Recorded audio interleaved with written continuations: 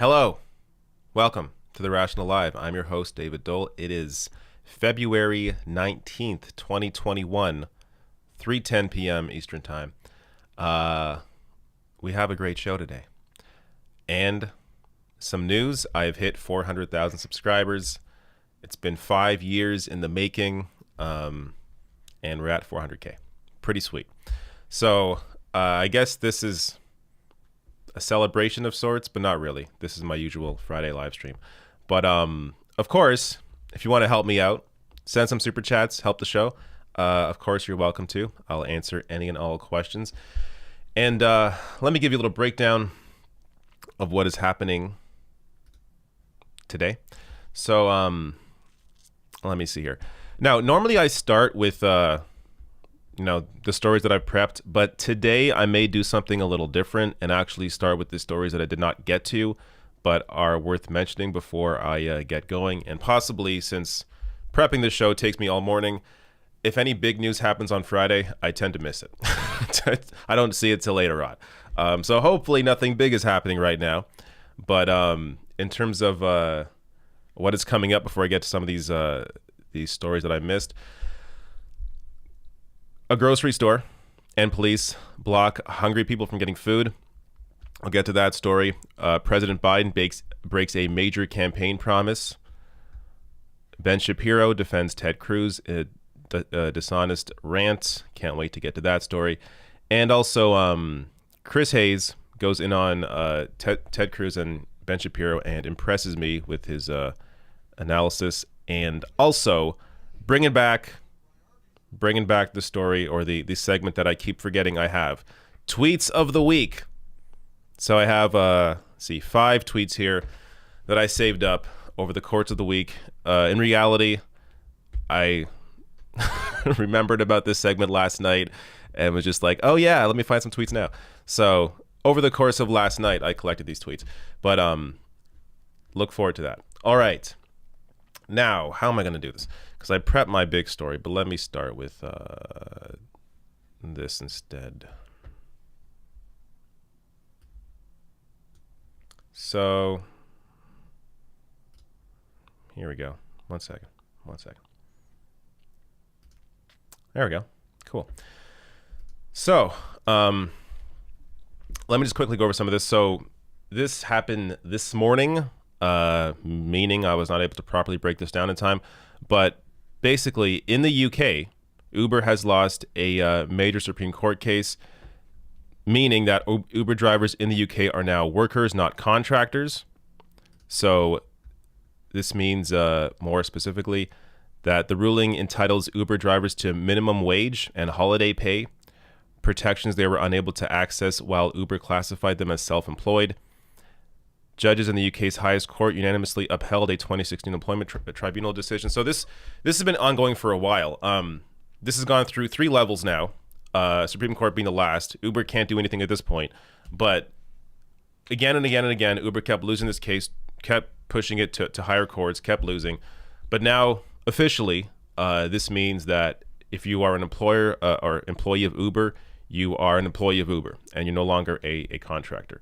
So if you want more on this story, check out Wired. They have the best breakdown that I've seen. But again, a lot more to this that I can't break down right now.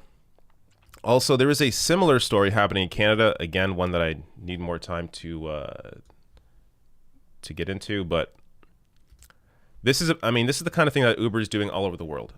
In the U.S., you had, Prop 22 in California, essentially trying to do the same thing. Making sure that gig workers are not, or Uber pushing to make sure that gig workers are not counted as employees. And you have a similar push right now happening in Canada. So again, this is something to look into. I'll need some more time to digest this, but a lot going on here with how gig workers are treated across the world. Another story that I could have done a breakdown on this, but there's not really much to break down here. I just want to share this because it's funny. This is Ted Cruz being put into basically this Ted Cruz meme blew up after, the story that everyone knows about by now. He flew to Cancun to avoid the disaster in Texas. So here he is in in Normandy, in the Mandalorian. I guess I can't link to this during a live stream, but if you find Raphael's Twitter account, just find his account, download this. You can, of course, do your own Ted Cruz meme. This one, Ted Cruz at Hurricane Katrina, and these go on and on and on. Ted Cruz Springfield. So it's similar to like the Bernie Sanders meme, but this one basically the opposite of what a politician should be doing. So yeah. Anyways, you can go have fun with this. This just goes on. All right. One last story that I've actually put into another story coming up, and not much I can really do with this on its own. But AOC raising $1 million for Texas, plans to travel to Houston. So while Ted Cruz, fleeing Texas, you have here AOC raising money and now planning to go to Houston, even though obviously not her state. But this is what happens when you have politicians that actually care. So doing what she can from New York. But there you go. All right. Now, I know there's been a lot of Ted Cruz stuff, but today will be the last day of all Ted Cruz. No more Ted Cruz, Texas after today, but there are a few stories today that are coming up that relate to him. But, can't help it. It's what's happening right now.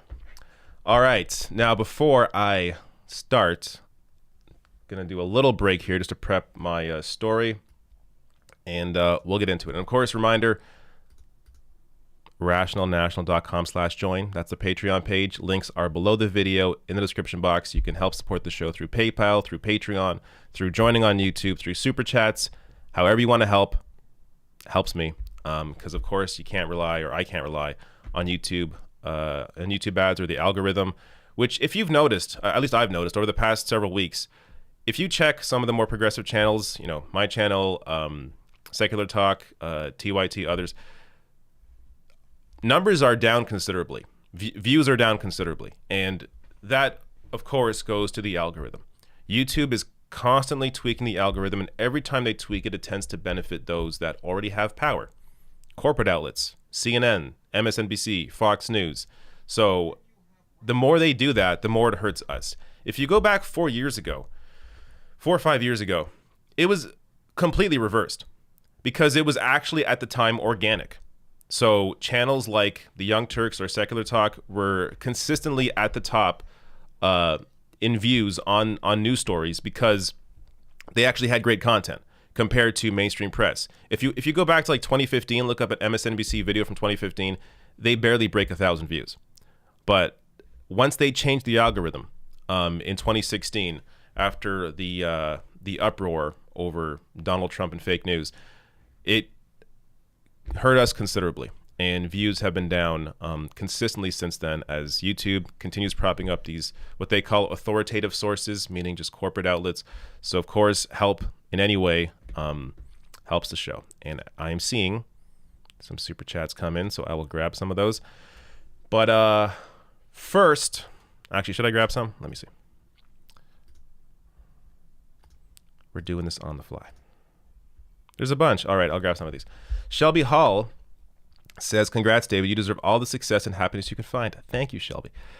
Isaac sends a link. I'll have to check this afterwards. Trump is incorrectly being credited for the drop in insulin prices during COVID, while Joe is being blamed for the rise.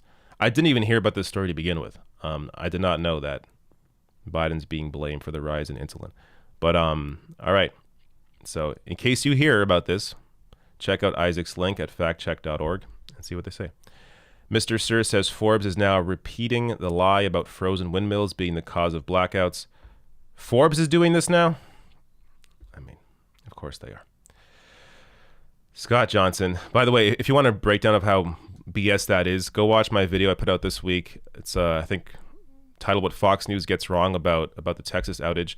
And I go in on how much bullshit was peddled by Fox News on this issue and has now been adopted by others like Forbes saying the same thing. Somehow windmills are the cause of the blackouts when they are a fraction of the energy that is produced in the state. And the actual breakdown has been through the existing infrastructure, including fossil fuel infrastructure and natural gas infrastructure that has completely broken down during this time. It's not the fault of windmills. I mean, of course, during a extreme weather crisis that's been caused by the climate crisis, instead of acknowledging that, they go to blame the very thing that exists to try and stop the climate crisis. But this is what dishonest conservatives do, and this is how they work to try and change the narrative. They push out the same message over and over again in all different outlets, and then you end up seeing places like Forbes or other places adopt that same BS without actually looking into it. Scott Johnson says, hey, David, thanks for all you do. Love your channel. Stay awesome. Thank you, Scott. Jeremy King says, shout out from HTX. Thank you for putting a spotlight on our failing leadership. No problem. And Judy McGrath, thank you for your very generous $20. I cut off your chat. Let me see here.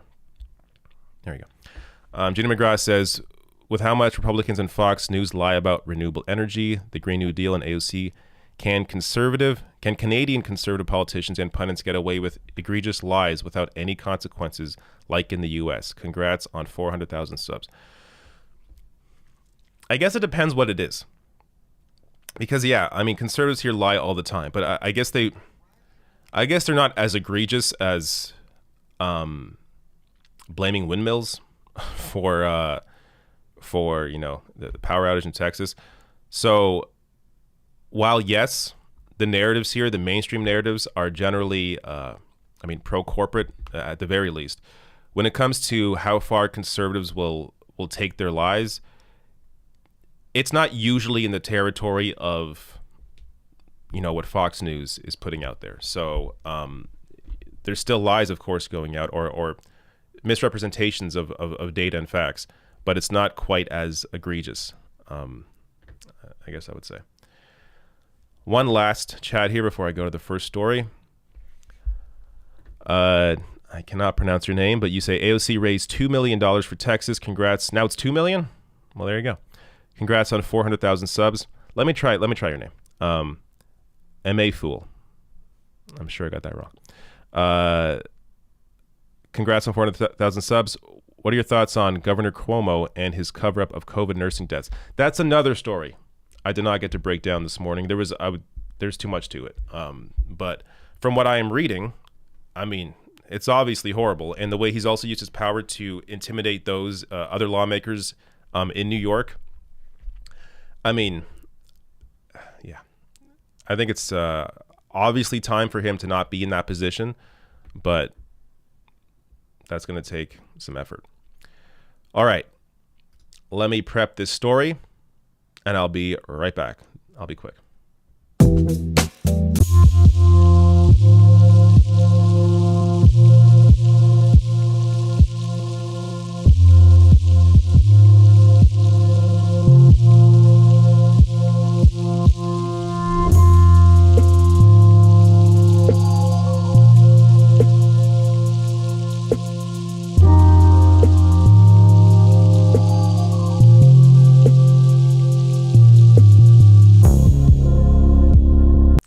There we go. Told you it was quick.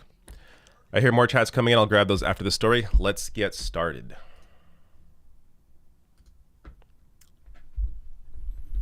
A grocery store, with the help of police, blocked people from getting free food that was being thrown out. Now, to be fair, as I'll get into, there is more to this story than just the headline, but this is a great example of the way things are right now. So first here from Now This News. On Tuesday, photos were widely shared from the Hollywood West Fred Meyer grocery store in Portland, Oregon, showing police officers guarding dumpsters as people attempted to take store food that had been thrown out. According to police, the grocery store lost power due to the recent severe winter weather that has affected a majority of the U.S., and the staff were forced to dispose of the food. Now, let me scroll down here. You're going to see some photos.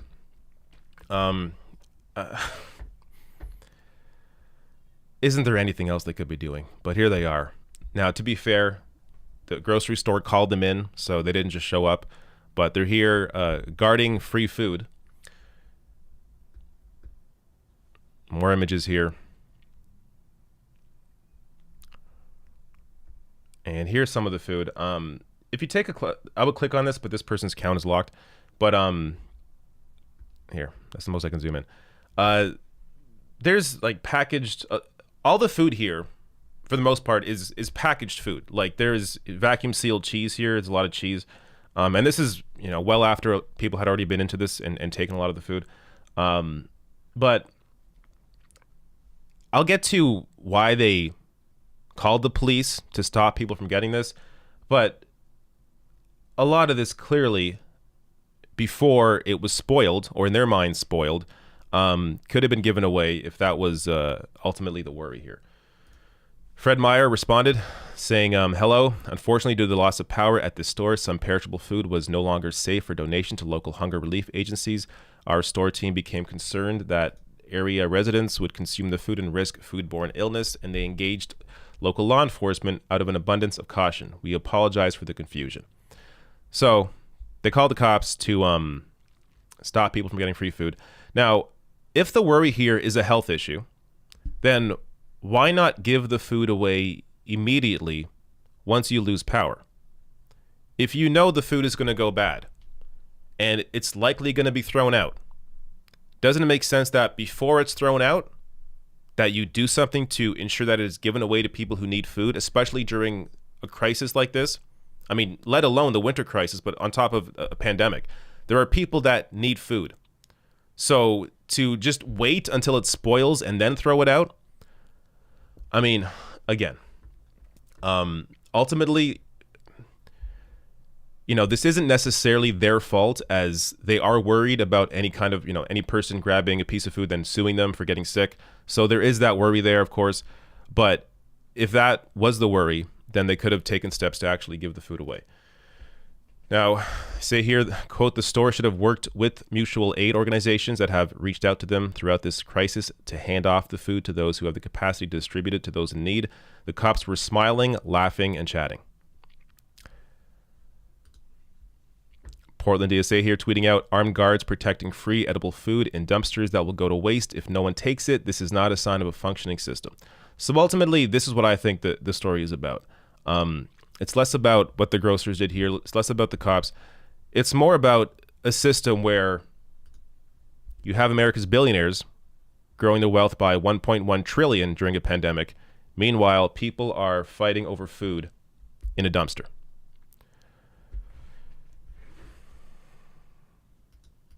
All right. Not much else to say there.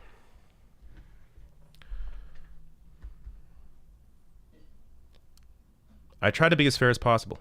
I mean, could have criticized the cops more, but ultimately, they were called by the grocery store, and the grocery store is worried about being sued. It's just, it's absurd that this food wasn't given away before it was spoiled. All right, I'm gonna prep. Actually, before I prep the next story, grab some more chats if there are any, and then move on. YouTube cuts off chats on a consistent basis in a really odd way. All right, here we go. John Weber says, AOC, governor of New York? Maybe. Maybe. I'd rather see her run for Senate, but I don't know. Governor, of course, wouldn't be a bad position, but let's also be honest here. There are more people than just AOC in New York. There are other potential lawmakers that would be great that could run for that position. Unfortunately, Cynthia Nixon lost last time she challenged Cuomo, but she could run again. That would be an option. But at this point, yeah, whoever comes after Cuomo has to be an improvement, because you really can't get much worse in terms of a Democrat. Mark O'Brien says, ashamed turd Cruz is my senator. Also, Julian Castro might be a better opponent than Beto next time around, as long as he takes no corporate PAC money. Yeah, I agree with you. Julian Castro, I do like more than Beto. That said, what Beto's doing right now, as I'll get into in a bit, it's part of one of my stories. He deserves credit for, staying involved and doing what he can as someone that is not a senator. So, as horrible as Beto's run for president was, as ridiculous as that run was, still, he would have been much better in the position that Ted Cruz has. All right. Quick little pause here, and then I will prep the next story, and I'll be right back.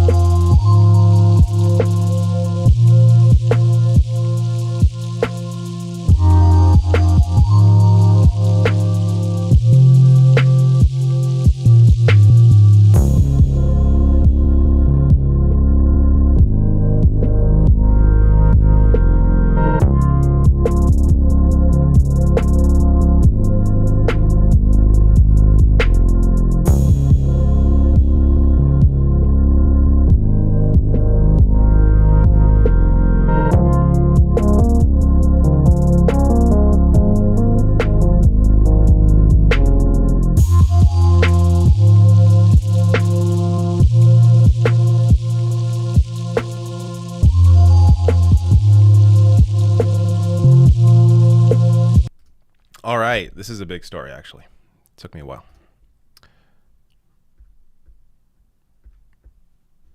And I'm still kind of prepping. All right.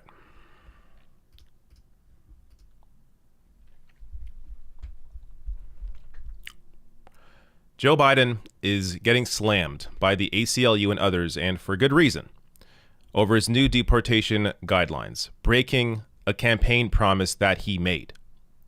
Now, this is a guideline that is effective for 90 days, so there is room here for this to change afterward. But first, let me show you what Joe Biden said almost exactly a year ago on this topic. By the way, nobody, and some of you are going to get mad at me with this, but nobody is going to be deported in my first 100 days until we get through the point that we find out the only rationale for deportation will be whether or not you've committed a felony while in the country.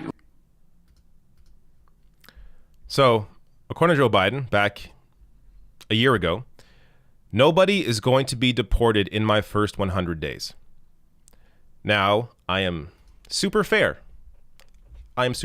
As back in at the beginning, on the 21st, January 21st, his first day, he did put a pause on deportations for 100 days. But what happened? Judge bars Biden from enforcing 100-day deportation ban. So there ended up being some restrictions put on that 100-day ban, and that wasn't even enough for ICE, who complained and broke even those guidelines that the judge put down by deporting more than 20 babies and children to Haiti. And by the way, I covered this story earlier. If you go look it up, you can find it. But now, instead of what a leader should do, see that ICE is not following the guidelines, ICE is not going to listen to you, well then, get rid of them, defund them, get rid of ICE. Instead of doing that, Joe Biden is doing the opposite and actually folding to ICE. So here is what the new guidelines are. Biden administration reverts to targeted immigration enforcement. Some advocacy groups, including the ACLU, called the move a step backward because it gives ICE wide discretion over whom it can deport. So let me give you a little more detail here. Immigration enforcement in the U.S. would be more targeted under President Joe Biden than under his predecessor, with authorities directed to focus on people in the country illegally who pose a threat. More on this in a second, because this is not actually what it does, according to guidelines released Thursday. Under Biden, ICE would primarily apprehend and remove people who pose a threat to national security, committed crimes designated as aggravated felonies, or recently crossed the border. Not at all true. So it's not about people who pose a threat. It is about people who recently crossed the border. So a little more on that specifically. So Colin here, this is the editor of Law and Crime. They actually have a great article breaking this down that I'll show you in a minute. But he tweets out here, most headlines about this have not taken stock of the full nature of this interim guidance. Mainstream media largely appears to be taking ICE at their word that the new enforcement priorities, really just the old enforcement priorities, are targeted toward criminals. But that's not true. As the removal priority sections above, which I'll show you in a minute, which work in tandem, show, new undocumented immigrants are subject to immediate deportation. That's a huge departure from what Biden promised and has nothing to do with public safety or criminal law. Being undocumented is a civil offense. So in the actual guideline, it says here, a non-citizen is presumed to be a border security enforcement and removal priority if he or she was apprehended at the border or a port of entry while attempting to unlawfully enter the U.S. on or after November 1st, 2020, or he or she was not physically present in the U.S. before November 1st. So anybody who was not physically present in the U.S. before November 1st can just be deported. This is no different than Donald Trump. And the ACLU has actually freaked out about this. Now, before I even get to that, the DHS, instead of answering to the ACLU or answering concerns about this, they're actually answering ICE's concerns because ICE still is not satisfied. So they're saying here, in defending the new guidelines, DHS officials pointedly noted that they do not specifically exempt anyone from being arrested and removed from the U.S. if they are illegally in the country. So here they are responding to ICE, saying that, oh, don't worry, ICE, you can deport anyone you want. Meanwhile, the actual issue is that anyone can be deported. So the ACLU put out a very angry press release saying in part here, the interim enforcement priorities detailed today import the injustices of the criminal legal system and will lead to continued disproportionate deportations of black and brown immigrants. Their priorities use sweeping and overbroad presumptions of threat that have for decades resulted in biased profiling and harmful immigration consequences for black and brown people, including Muslims. Their priorities presume that all recent border crossers are threats, in total contravention of President Biden's commitment to ensuring that people seeking asylum are treated with dignity. So this is just a clear and obvious campaign promise broken. He said no deportations in the first 100 days. ICE didn't follow that guideline. Biden, instead of saying, hey, ICE, get in line. Now you have less resources now. Now I'm going to defund you. Now I'm going to get rid of you. Instead of doing that, he folds to their pressure and now just reverts back to what Trump was doing. Unbelievable. Or I should say, actually, totally believable, but still stunning. Now, if you want a... So very few mainstream media outlets got this story correctly. Law and Crime, one of the few. So if you want a deeper breakdown on this, check out their article on this. Biden's new ICE guidance completely backtracks from 100-day deportation moratorium promise, expands enforcement priorities. They actually got the story right. And it's important to also get the story right in the headline as well. Because a lot of people just read the headline. So if you just say, hey, Joe Biden, changes deportation approach, it doesn't give you the full picture. So check out Law and Crime's article on this, and it just, you sort of expect him to break many of these promises, but the thing is, he didn't really make many promises to begin with. I mean, that was the thing with Joe Biden. He set the bar so low for himself that even if he met the bar, it wouldn't be enough. But here he is, even though he set the bar so low, he still broke it. All right.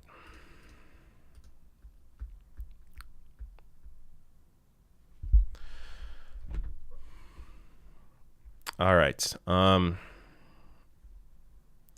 Let me prep the next story. I'll be right back.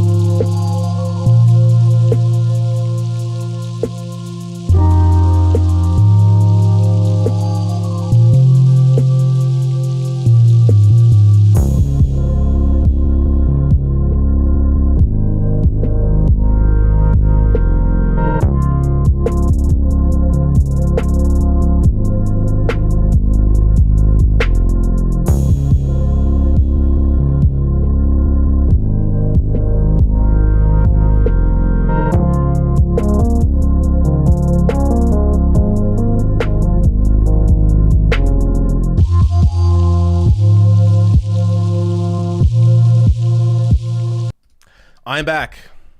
That was quick, right? The next story is my favorite of the day because it's on Ben Shapiro. So let me just get right to it.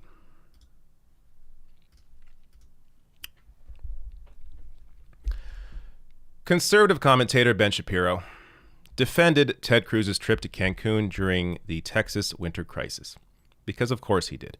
Now, this clip is just... It's a perfect example of what Ben Shapiro does. Talks really fast, lies the entire time, creates straw men the entire time to attempt to make an argument. So I'm going to break this down piece by piece, but check out what he had to say here defending Ted Cruz. And meanwhile, the media are going nuts today because Ted Cruz apparently is in Cancun. Now, I will admit that this is bad optics. Of course it's bad optics. Whenever there's a crisis, if you are seen to be having any sort of good time because our politics are incredibly stupid, this means that you're responsible for the crisis. Everything in politics is performative right now. Members of Congress don't do anything for a living. All they do is gather once every so often to spend too much of your money. And so everything becomes performative. Right? The reason that AOC is a star is because she goes to immigration facilities and takes photo shoots outside immigration facilities being emotional in response to what is going on, apparently, inside the immigration facilities.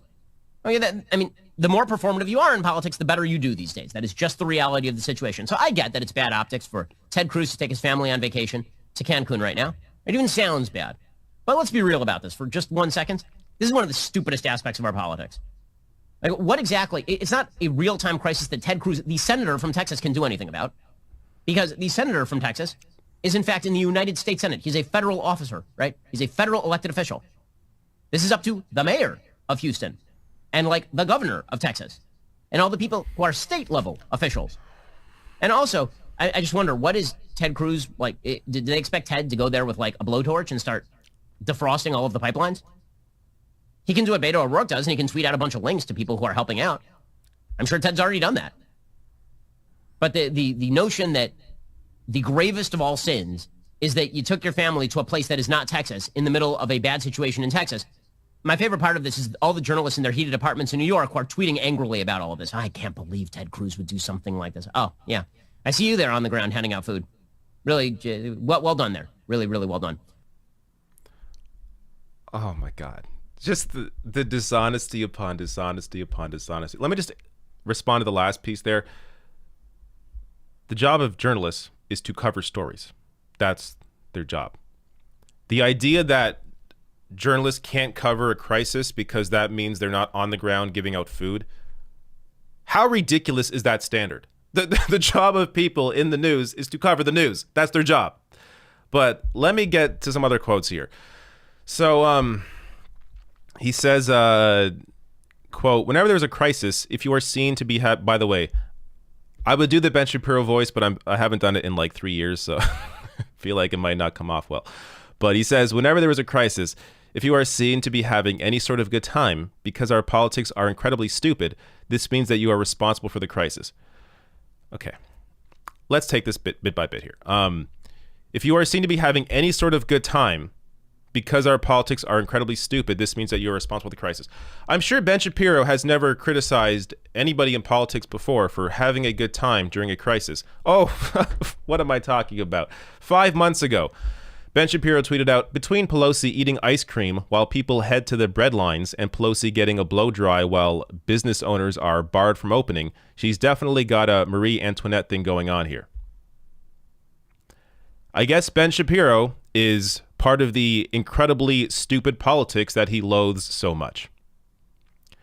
Now, the other part of the argument that he made, this means that you are responsible for the crisis. Nobody is saying Ted Cruz is responsible for the crisis, but he is a senator in the state. Now, Ben also says, do they expect Ted to go down there with a blowtorch and defrost the pipelines? Again, these strawman arguments. No, but as a senator, he has power and connections to direct aid. He can highlight problems that need federal attention. He can be a senator. The idea, imagine this was Beto O'Rourke. Imagine it was not Ted Cruz. Imagine Beto O'Rourke had won that race. Beto O'Rourke, instead of going and helping or being a senator, he went to Cancun, Mexico with his family. Do you think Ben Shapiro would be on here defending Beto O'Rourke through a rant like this? Come on now. And by the way, I criticize Pelosi for doing these things, and I also would obviously criticize Beto O'Rourke for doing what Ted Cruz did if it was Beto. But it's not Beto, it's Ted Cruz. The dishonesty here on display is truly remarkable. Now, Ben also says he can do what Beto O'Rourke does and just tweet out links. Look, I hate to be in the position to defend Beto O'Rourke because I don't really like Beto all that much. Was he better than Ted Cruz in that race? Of course. But his run for president, Beto's run for president, was just completely ridiculous. That said, he's not just tweeting out links. Beto has a call center, and they made over 151,000 calls to senior citizens in Texas. I think this is one night he did this. So more calls than that by now. But one of our volunteers talked to a man stranded at home without power in Killeen. Hadn't eaten in 2 days. Got him a ride to a warming center and a hot meal. Help us reach more people. Join us tomorrow. He's actually getting help directly to people. If Ted Cruz didn't know what to do, he could do this. But no, chill in Mexico, which, by the way, if his family wants to go to Mexico, go right ahead. Ted Cruz is a senator. Why did he have to go? And he didn't have to go because he came back a day later. So showing you his family's there without him. They're doing fine. He didn't have to go to Cancun. Now, another comment Ben makes, AOC is a star because she takes photo shoots outside immigration facilities. I slightly put on the Ben voice there. AOC is a star because she takes photo shoots outside immigration facilities. Like, what? What does this even come from? It's like, when you slow down these comments, you really see how ridiculous they are. That was, what, 3 years ago? AOC is popular because she ran for Congress without taking any corporate money at all. She took down Joe Crowley, who was next in line behind Nancy Pelosi to be Speaker of the House, took down an establishment Democrat, a corporate Democrat, backed only by the people, running on issues like Medicare for All, a Green New Deal, reaches a much younger audience when it comes to politics, getting them involved. The idea that AOC is only popular because she takes photo shoots outside immigration facilities, that wouldn't even be on the list. So I don't even know what that has anything to do with anything. And by the way, on the issue of AOC, she's also done more than Ted Cruz, and she's in New York. Alexandria Ocasio-Cortez raises $1 million for Texans, plans to travel to Houston. The sheer dishonesty throughout this rant is just incredible. All right. I'm sure there was more I could have tackled in that rant. I mean, there's just too much. Like, if you break down any Ben Shapiro argument, it's really easy to see through his lies. He just talks quick.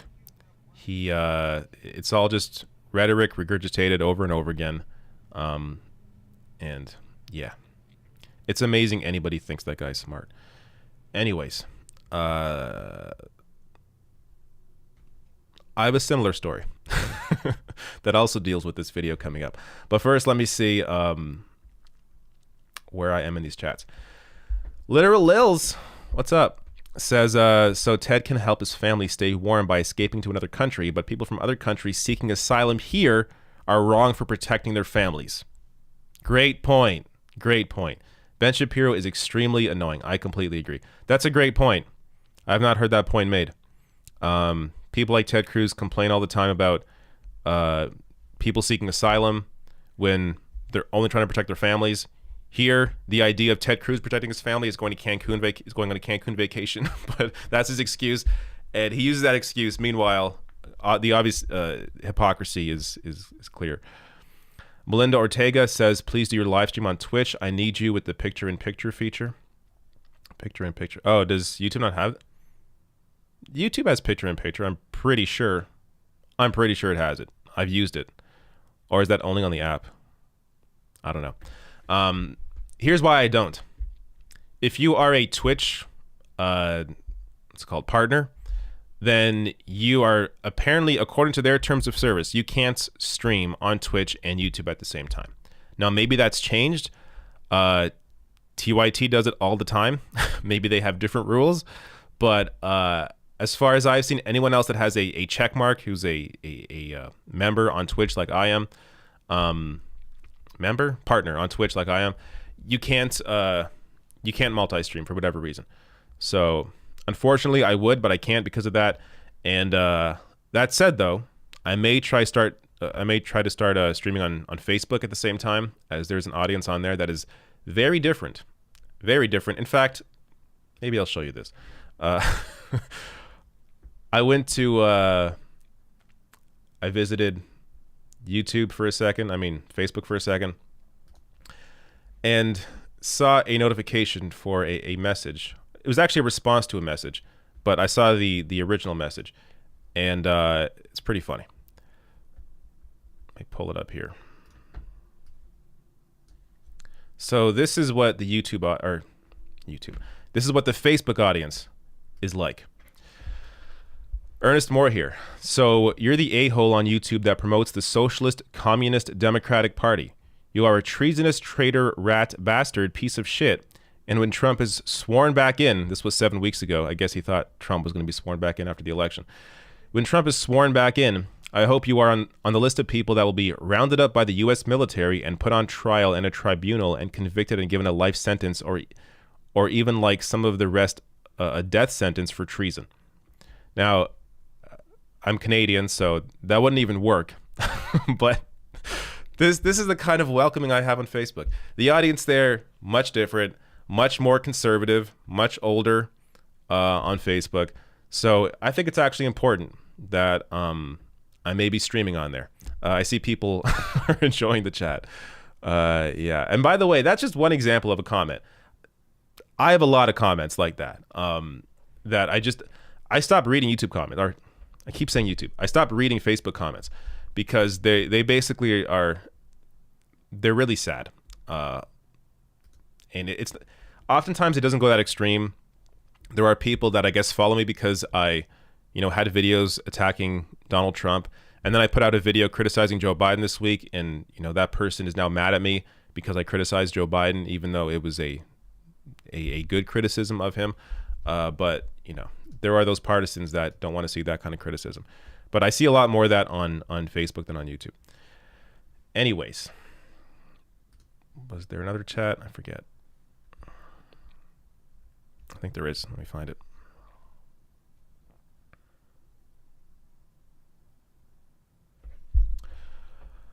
Radzoso says, for a Ben Shapiro impression, it helps to inhale helium. Congrats on 400K. I've done Ben Shapiro before. If you look on my page, look up Ben Shapiro. I think most of my older videos, I do a Shapiro impression. But when I'm live, I'm not going to do it. If it's pre-recorded, I'll do it because if I screw up, I'll just redo it. But when I'm live, I'm not going to screw up my impression. The Mark O'Brien says, the thing is you criticize both Nancy and Ted Cruz.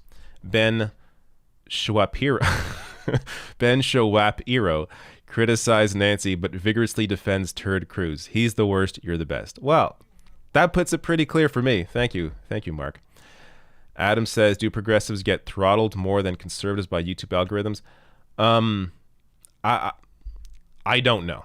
I could take a guess and say yes, at least generally in the past, because of the way that the algorithm tend to work. It usually tried to put you down or not try to, but the way the algorithm operated, it put you down a path where you dug deeper and deeper and deeper and deeper. So basically showing you, a more extreme version of what you just watched. So if you say, watch a Fox News piece, then maybe you'll get recommended a Ben Shapiro piece.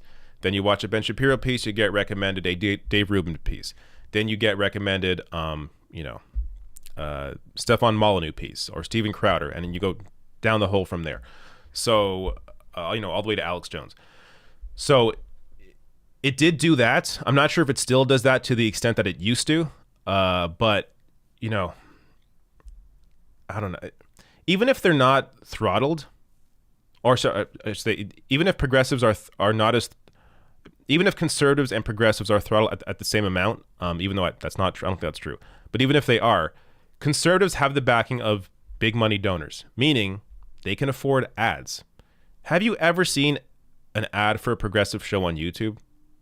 I've never seen an ad for TYT while watching some other video. I've never seen an ad for secular because we can't afford ad buys. That takes a lot of money. But whether you're on Facebook, whether on YouTube, there are ad buys all over the place for conservative shows. So even if, the floor falls out from under conservatives in terms of ad revenue on YouTube or Facebook, it doesn't matter for them because they have billionaire backers. We don't. So we have to rely on our audience. We have to rely on, Patreon. Those conservative outlets don't have to. So they can afford to be impacted by the YouTube algorithm, or afford to lose ad revenue on YouTube or Facebook, and it doesn't affect them. So that's always going to be a consistent issue when it comes to left-wing channels, because for obvious reasons, billionaires don't back us. So that's always going to be a thing, where conservatives are always going to have more money and more support to be able to exist than we do. And also, it should be, some of this should be obvious, because you go watch Ben Shapiro's show. If I still have one of these clips up, let me just show you.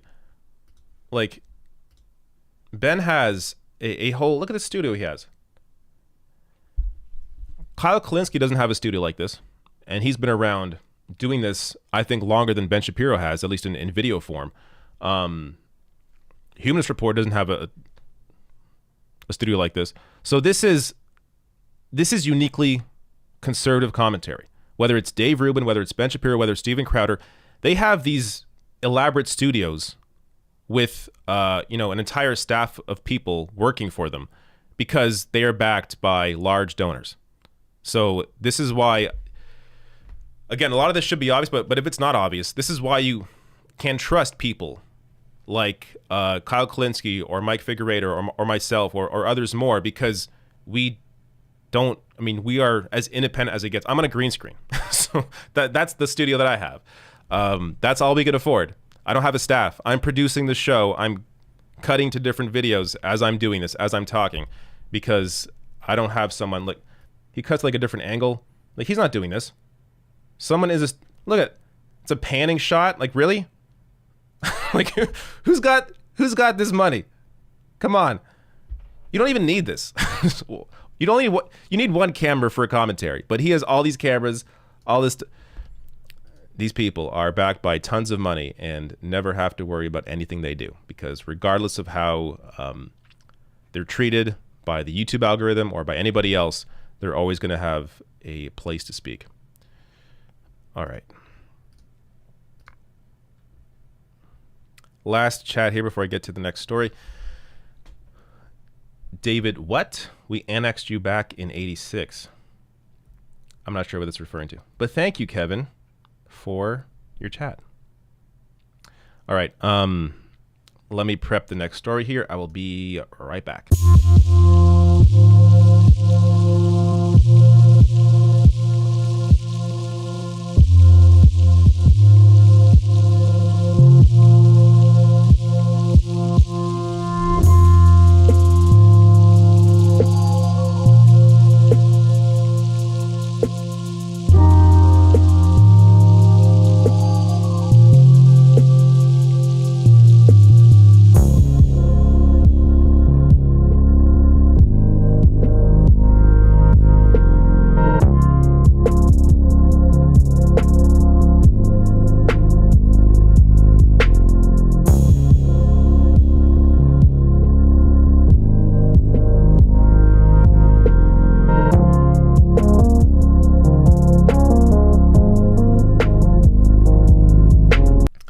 All right.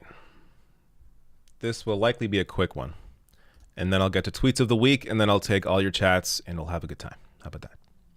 Also, if you haven't already, I mean, I don't know why you haven't, but if you haven't, hit subscribe, hit the like button, and yeah, I think that's, hit the bell icon so you're told when I'm going live.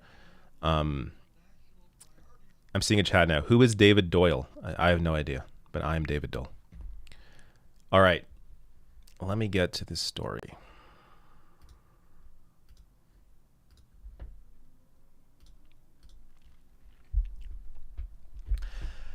MSNBC's Chris Hayes absolutely demolished Ted Cruz and Ben Shapiro. Now, I don't cover MSNBC in a positive light very often, but this is a case that I had to share this video because it's so well done, and it's very rare, at least from what I've seen, for mainstream press to acknowledge the existence of people like Ben Shapiro, whose shows are online, but they have massive followings online. But I think it needs to happen more often because, these conservative commentators have billionaire backers, have a ton of money, have a ton of social media support online, and they need to be debunked. So let me play this clip for you here of Chris Hayes doing a great job. Almost understand. At some level, you can almost understand that from Ted Cruz's perspective, what exactly is the big deal? I mean, Ted Cruz sees his job as basically being a guy who records a podcast, goes on Fox News, and tweets snarky jokes. And increasingly, that's what being a conservative politician is. It's a form of performative trolling. And what is he supposed to do about a frozen pipeline anyway? I get that it's bad optics for Ted Cruz to take his family on vacation to Cancun right now. It even sounds bad. But let's be real about this for just 1 second. This is one of the stupidest aspects of our politics. Like, what exactly? It's not a real-time crisis that Ted Cruz, the senator from Texas, can do anything about. Did they expect Ted to go there with, like, a blowtorch and start defrosting all of the pipelines? Just an amazingly revealing statement from a conservative professional talker about what conservatives think governing is. Like, yeah, what's he supposed to do? Senators have constituent services. They have deep networks of powerful people. They can liaison between different levels of government. They can marshal resources. They can highlight problems to federal officials. There are a million things a senator can do in the middle of disaster. If they don't know what to do, just go door to door and check on people in a mask. But none of that appears to interest a politician like Ted Cruz, who sees himself as basically Rush Limbaugh with the Senate office. Great job here from Chris Hayes. And I think this shows, I mean, his point here is spot on. Conservative politicians and commentators, I mean, their whole purpose is to push against the idea of government. They want to get rid of government.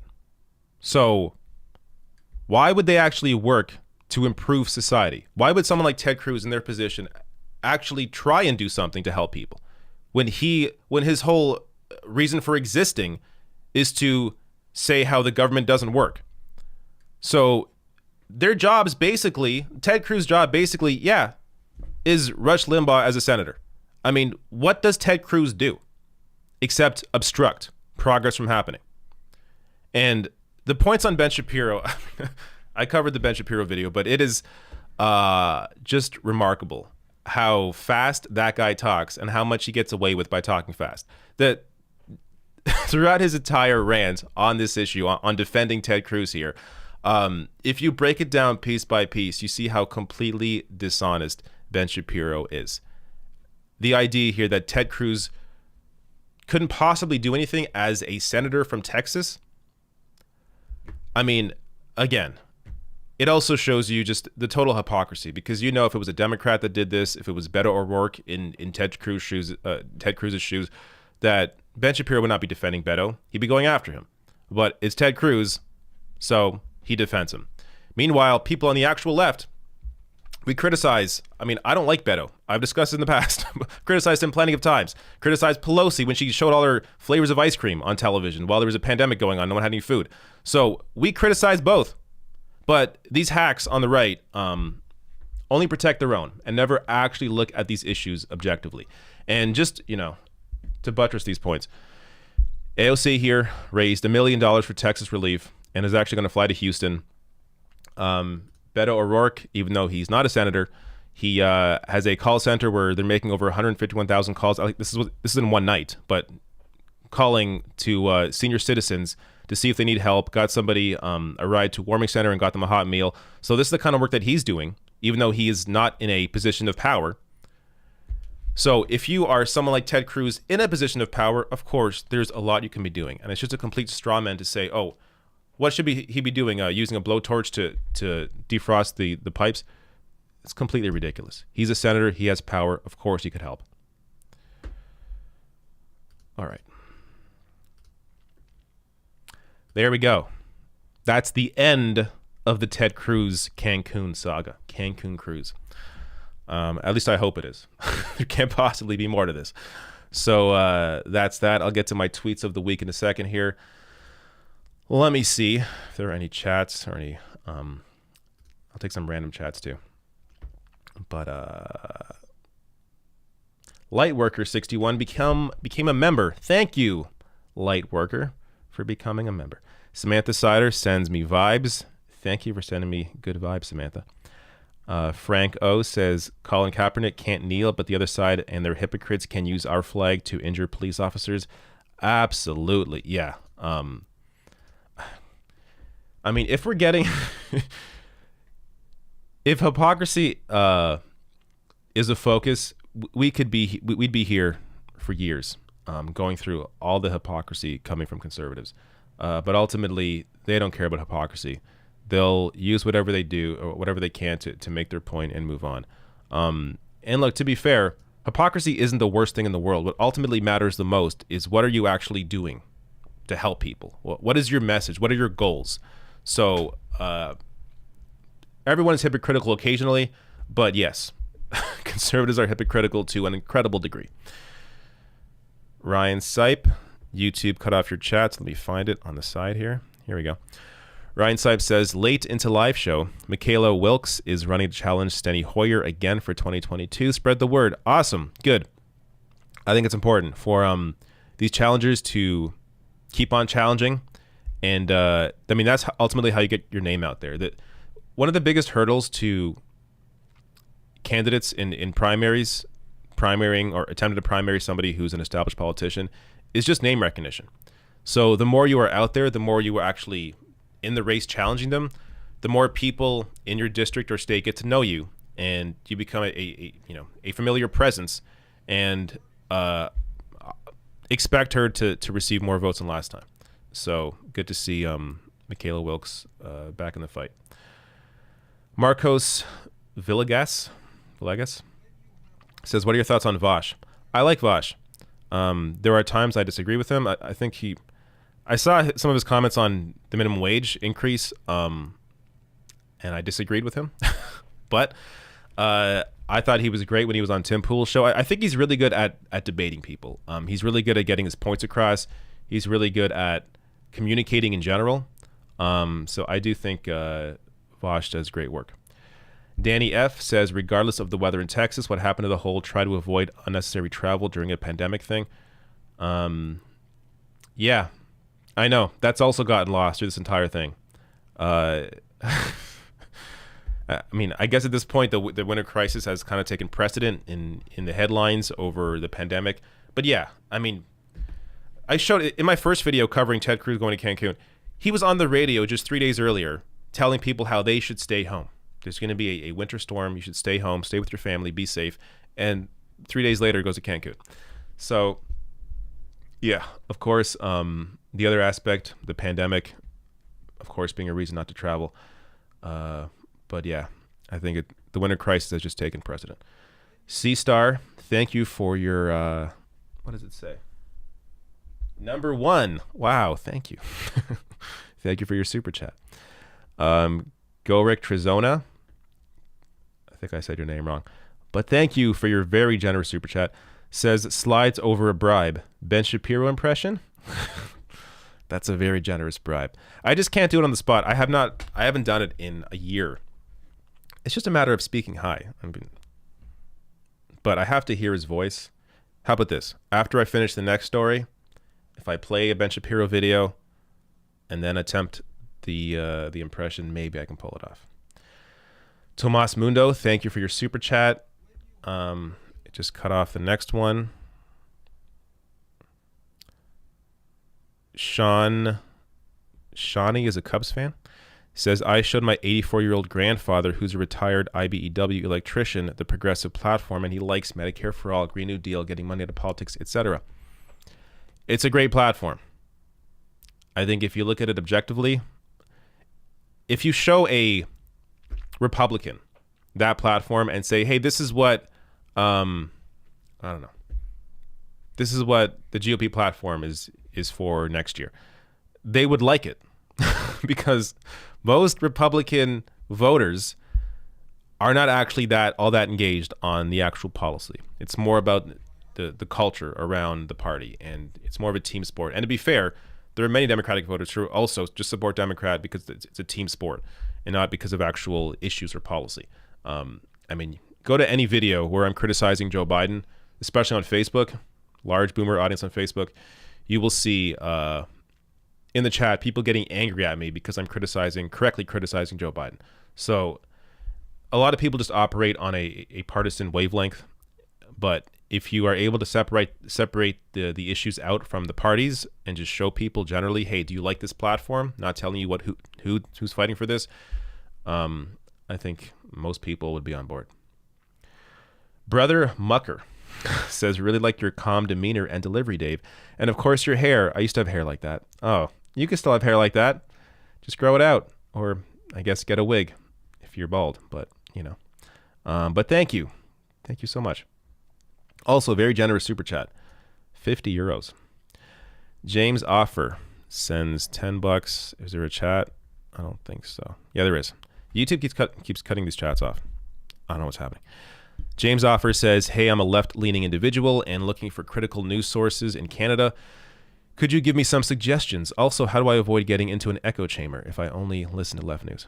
Well, don't only listen to left news. I mean, I take in a lot of mainstream press because I like to, I enjoy media criticism, so I like to see what they're saying. But just engage with outlets you don't normally agree with, I guess. That's a way to get out of your echo chamber. But also, I mean, it's important to stay objective to the actual facts. Because there's always misinformation put out there by conservative outlets, or they misconstrue data. And really a quick search can usually find a lot of that. But yeah, I think if you're able to understand what the objective facts are and then separate that out from the opinion aspect of it, that's a way to properly consume all kinds of media. But in terms of critical news sources in Canada, yes, there is Passage, which I'm actually a paying subscriber to. I think it's .ca or .com. Hold up. I'll find you some links. 1 second. Read Passage. There we go. Readpassage.com. Let me bring this up.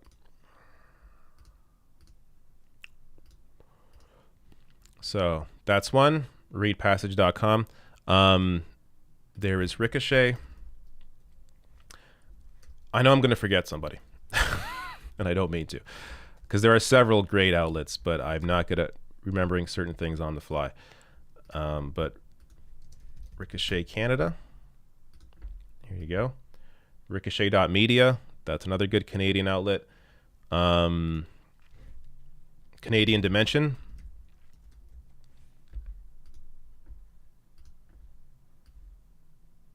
There's another one, Canadian Dimension. Rabble, I'm not sure if, I feel like Rabble is not as well known as maybe it used to be. But rabble.ca is another one. Yeah, they still put out consistent work. So there's several. I'm trying to think in terms of who you could maybe follow that would recommend you more. But start with those. Passage, Ricochet, Canadian Dimension, all good ones. Also, just follow people that cover Canada a lot. Like, I guess if you're on Twitter, do that. People like I don't know. I'm blanking. But start with those. Check out the authors in those pieces, because that will also be a good indication of who you should follow. And when you follow those people as well, you'll always come across more articles. So start with that. All right. I'm going to pause there to quickly prep the next story, which is just a fun little tweets of the week. And then I'll get the rest of the chats and some normie chats, and I will be right back.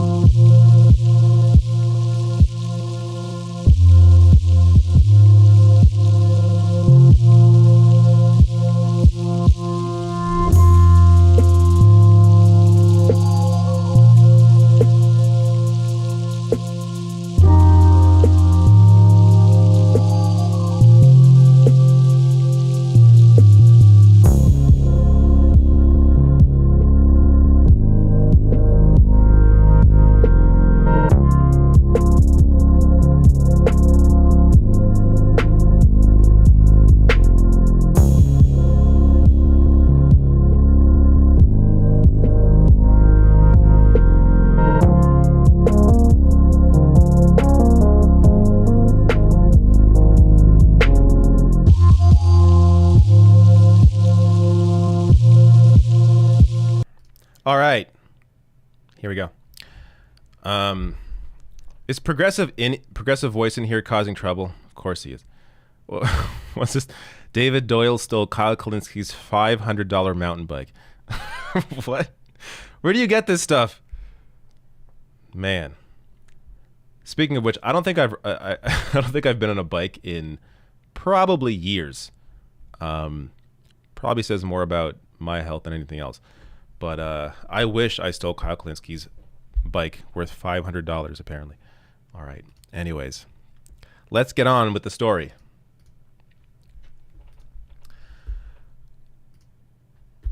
Tweets of the week. Yes, it is time. I keep forgetting I have this segment, but I do. So let's get to it. These are tweets that I collect over the course of the week, or sometimes the night before because I forget I'm going to do the segment.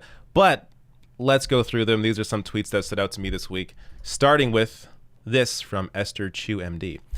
My children asked to travel abroad during a global pandemic. Wanting to be a good parent, I said, that's ridiculous. Now, if you don't get the context of this, this is in reference to Ted Cruz. Ted Cruz said in a statement about why he went to Cancun, Mexico during the Texas winter crisis, that he said, well, my kids wanted to go to Cancun. Being a good dad, I went. Can you imagine a liberal said that? How conservatives would be going after them. Oh, what, you just do whatever kids say? The idea that your kids want to go to Cancun, so you just go.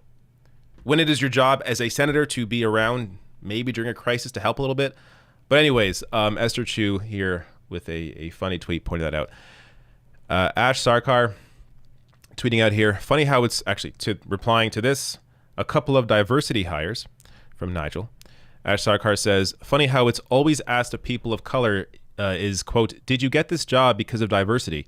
And yet nobody asks white people or men or people from wealthy backgrounds if they got where they are because of the structural discrimination which operates in their favor. Important to point this out, allows you to think of these issues, especially if you're white or wealthy or a man, a little differently about how society is structured to already benefit us. So the idea of discussing or complaining about diversity hires is just ridiculous when you look at how the system is structured and how it has historically pushed back against anybody else that isn't wealthy, white, or a man. Warren Gunnels here, tweeting out 3 months after Bernie rallied with Disney workers, Disney raised wages to $15 an hour. 3 weeks after Bernie introduced the Stop Bezos Act, Amazon raised wages to $15 an hour. 3 days after Bernie invited Walmart's CEO to testify about poverty wages, Walmart raised wages for 425,000 workers. So this is just a little, flash from the past. But yeah, many stories on this. I think I covered all of this back in a single video during the primary. But yes, Warren Gunnels, of course, longtime close advisor of Bernie Sanders, now the majority staff director for budget chairman Bernie Sanders. Warren Gunnels is fantastic, and just a reminder here of the kind of work that Bernie has accomplished in his position without really, having to be the president, but using his power, his stature to push issues like this and actually get these massive corporations to follow through. Tom Gara here. So this is a response to the New York Times story saying melting snow for drinking water is an emergency measure if no other water is available, according to the CDC. So this, of course, is about Texas and pipes freezing and people not having any water. Tom Gara here, tweeting out, we joked a lot about sending various 2020 headlines back in time to 2005 to freak people out. But, quote, CDC survival guidance for Texans considering melting snow for drinking water would be a great one to send back to 2020. If only we could send some of this stuff back to 2005, 1990s to show people the impact of the climate crisis, the extreme weather that would be created because of it, and the kind of situations people would be in. Maybe, actually probably still not. There wouldn't have been any action taken sooner. But it's the kind of the stuff we just accept now as normal. Texas having a massive winter storm. Oh, of course they did. Of course they did. And the idea that, of course, the infrastructure, not ready for it as a warmer climate, you don't really expect to have freezing temperatures that are, consistent. But so much that we could have done to prevent a lot of the disasters that we are now faced with. Eli Valley here. This is my last one. I always enjoy his comics. So this is the Biden Valentine. I laughed so much at this. As promised, a giant chocolate heart. One time only, mind you, trimmed down by the amount of chocolate you got a couple months ago, and subjected to limitations based on your total annual chocolate consumption in past years. You can thank me later. There's this little This little piece of chocolate. Of course, this is a representation of the stimulus, but I mean, in general, of Joe Biden and how he approaches these issues and how he tries to sell it as something, drastically different than before. But this is how the mainstream Democratic Party, the corporate Democratic Party, operates. This is why you need people like Bernie Sanders, AOC, Rashida Tlaib, Just Democrats, Jamal Bowman, Cori Bush, others to really continue gaining power. Right now, there's still, in terms of what they can do in Congress or the Senate, they are limited. So this is why it's important to support primary challenges, why it's important to take down leaders in the Democratic Party, like AOC taking down Joe Crowley, or Jamal Bowman taking down Elliot Engel, or Cori Bush taking down Lacey Clay. Those are huge moves. And you continue doing that, especially to leadership, you're going to get somewhere. But for people to expect, complete change all at once from having 6 people in Congress, it's not going to happen. That isn't how politics works. But that sustained pressure, that continued fight, and getting out these people in power is vitally important. And of course, continuing to criticize how little people are getting right now from Joe Biden, very important piece of all this. All right.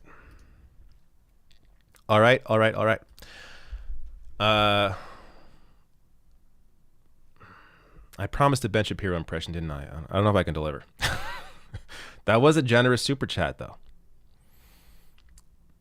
It was a generous super chat. All right, let me get some chats. Where did I leave off?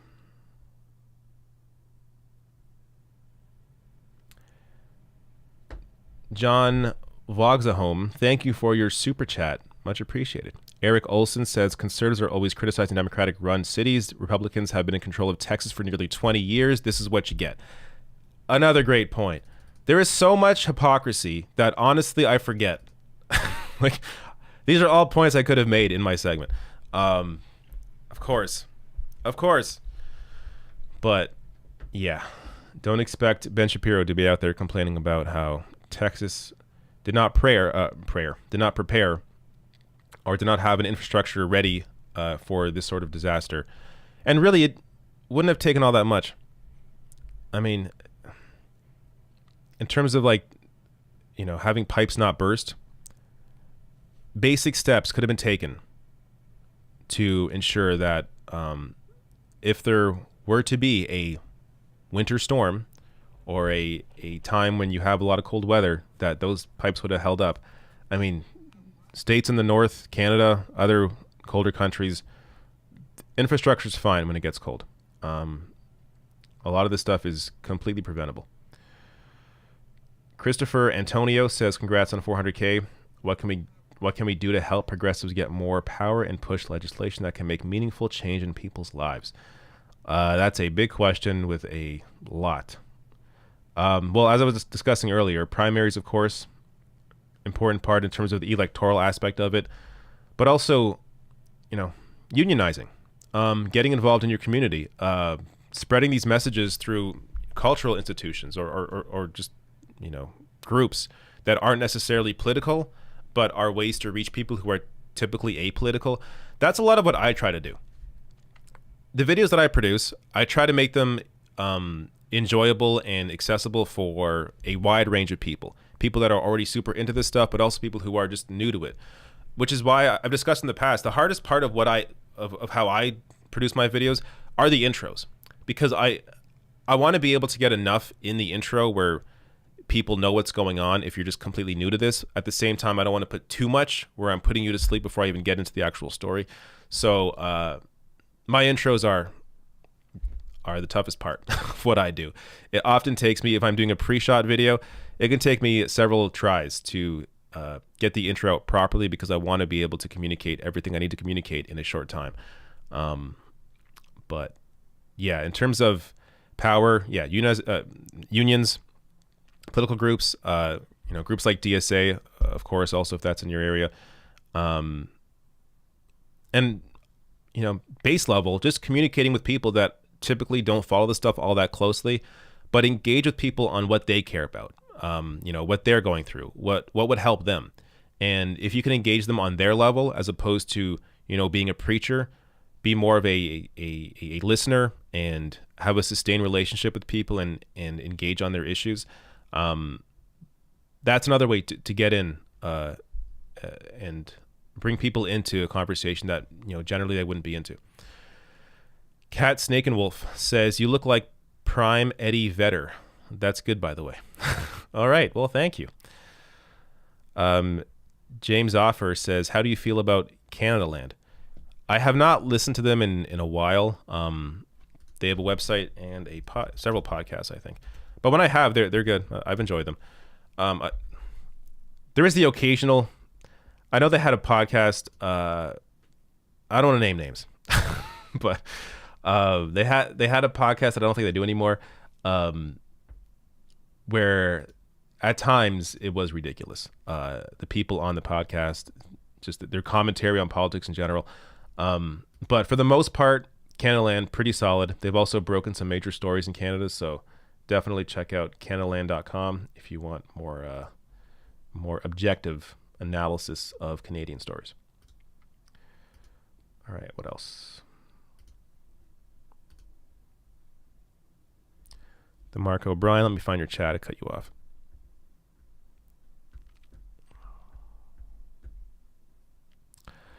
The Mark O'Brien says, everyone donate to Nina Turner. She needs help right now. Would you please replay a part of that last powerful ad from that separate media company, please? There is, I believe, a copyright on the music out of that, so I can't. But I did a story on it. Watch the video I did. So if you check out my, here it is. Yeah, so I did a video on this. Nina Turner ad brings the fire. There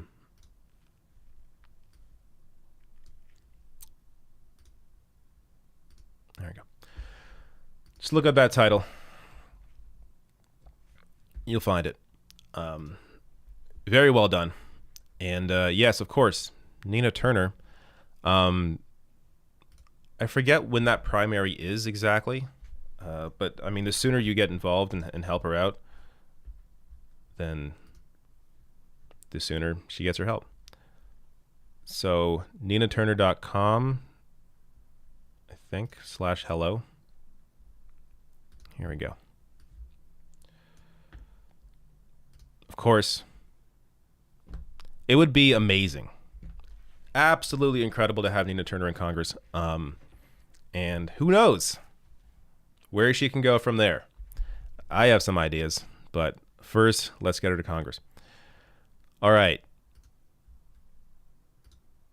What else we got here? Let me grab some normie chats.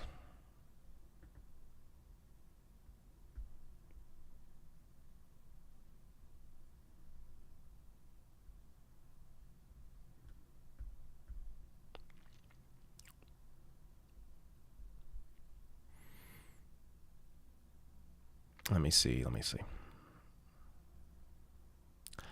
Pixelator NYC says, why are conservatives so intrigued and susceptible to conspiracy theories? Who has time to even research that stuff? Wealthy, comfortable people have the time to research that stuff. If you notice, I mean, a lot of the people that have been taken in by Q are boomers. And boomers that are well off, and they're on Facebook. They get into these, one of their friends shares something about Q, and they get into it. And I did a video last week of a couple of women talking about how their parents got sucked into Q, and a lot of it's just it's on social media. They get into it. A lot of it on Facebook, of course, and that's how it starts. So, and also look, if you have the time on your hands, it's really easy to get sucked into stuff like that. I just watched a documentary on Netflix about I forget what it's called, but there was somebody who was killed at a hotel in LA, and it was like this.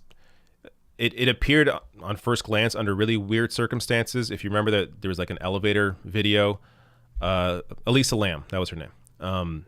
And the video was really odd when it first came out, like the way she was acting. It was really weird. So, of course, conspiracy run amok. And the documentary actually dives into that.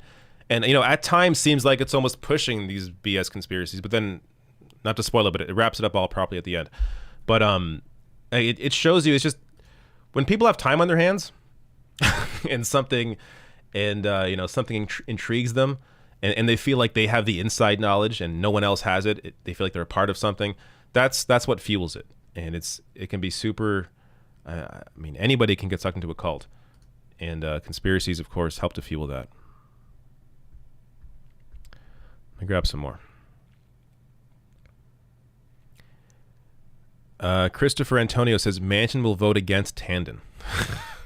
Is that real? What I find funny about this is how Tandon is being treated, Neera Tandon being treated as somebody who is like super progressive because she ran the Center for American Progress, which is not a progressive organization, but because it's in the word, that's as far as the analysis comes from conservatives. Joe Manchin's voting against. That's hilarious. Wow, that's too funny. Manchin says he'll vote against Biden OMB nominee Neera Tandon. Here he thinks he's really taken one to the progressives. The guy has no idea. I want to see if he has reasoning here. I've carefully reviewed Neera Tandon's public statements and tweets that were personally directed towards my colleagues on both sides of the aisle, from Senator Sanders to Senator McConnell and others. By the way, Neera Tandon's tweets about conservatives, spot on. Nothing at all wrong with them. It's the dishonest attacks of Bernie Sanders and objective and progressive policy that would objectively help people. That's an issue. But again, not even about the tweets. The issue with Neera Tandon is that she has made a career off of fighting against progressive policy while pretending to be a progressive, and also using her troll armies to go after people online. So, I don't. The idea that she called Mitch McConnell, what was it, Cocaine Mitch or something? Like, who cares? But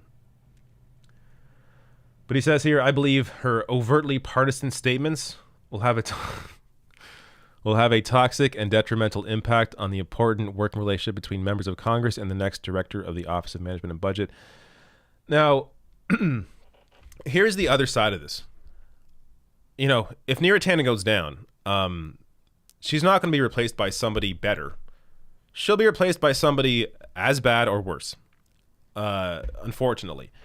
Neera Tandon, though, Neera's pretty bad. And we should not be rewarding people who are this bad. So I totally get that aspect of it. But just, in terms of people thinking that this is going to lead to a better result, it's not. That said, yes, I agree that she does not belong in this position. But thank you for breaking that story for me, Christopher Antonio. Thank you.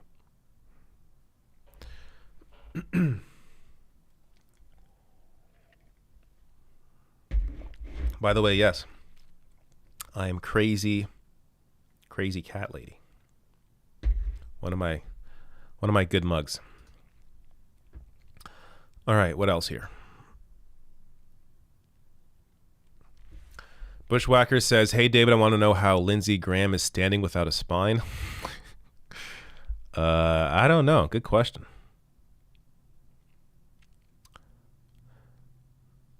Darcy says, brain-wormed people can be sucked into cults. Come on, sane people have nothing but utter contempt. There's an article I read in Vice. This woman's a doctor. Or at least she's a doctor now. I don't think she was back then. But she was sucked into a cult. And somebody who, for the most part, seems intelligent. I think people are more aware now. I mean, this person I'm talking about was sucked into a cult back in the 90s. So maybe without, the internet, though, with the internet, you also have a lot more people getting sucked in. But if you are somebody who generally is a rational person, you're going to question things. So I think it's harder.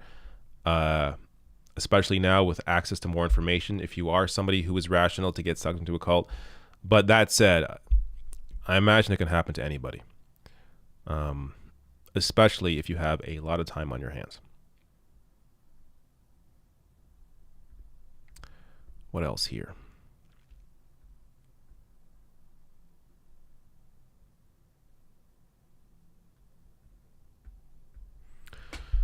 All right, may have to just go soon. Somebody asks, will there be a typical Canadian says, do you think there will be a fall federal election in Canada, or will they wait till next year? I don't think there will be a spring election anymore. I have not been following this too closely. But I feel like there's not going to be an election until people are, for the most part, vaccinated. That's my thought on this, but I have not been following it too closely. My perspective is when it happens, it happens. Let me get off Manchin's face here. When it happens, it happens. So, I'd rather not speculate on when it might come because I have no idea. All right. I think I'm good. I think I got everyone's chats. We're good there. Thank you all for the chats this week. Of course, now I'm at 400,000 subscribers. Took me 5 years to get there, but I'm there. And it's only going to grow from here, I hope. So help continue to support the show. Hit subscribe if you're not subscribed already. How are you watching live and not subscribed? I don't know. But if you're not, please hit subscribe. And also hit the like button. That helps with the algorithm. At least I think it does. I mean, when it comes to independent media and YouTube, very little helps the algorithm. But yeah, thank you all for your kind words. Thank you. All right. Yes, that's it for me this week. I might be on Twitch. That's always a maybe. I never know for sure. I have a family now, so my days are a lot more busier than usual. But if I have some time, I will jump on, and I'm losing my voice now anyway, so perfect timing. Thank you all for showing up. Colleen, thank you for becoming a member. Awesome. All right. Thank you all, and see you next week. Later.